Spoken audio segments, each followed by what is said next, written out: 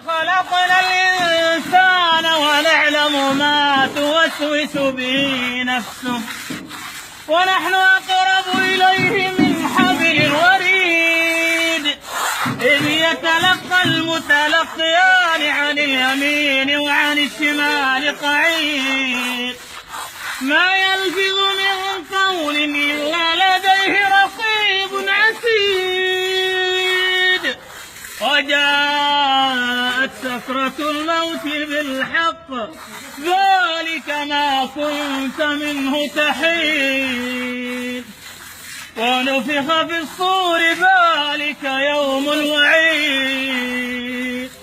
وجاءت كل نفس معها سائق وشهيد لقد كنت في غفلة من هذا فكشفنا عنك غطاءك فبصرك اليوم حديد وقال قرينه هذا ما لدي عتيد ألقي في جهنم كل كفار عنيد مناع للخير معتد مريب الذي جعل مع الله إلها آخر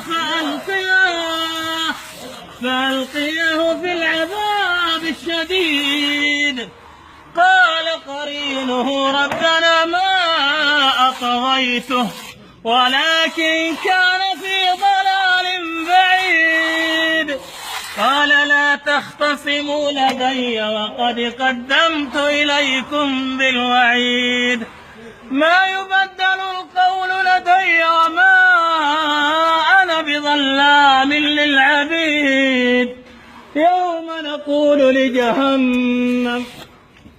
يوم نقول لجهنم هل امتلأت وتقول هل من مزيد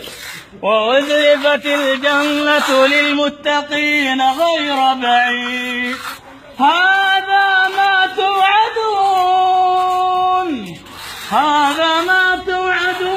لكل أواب حفيظ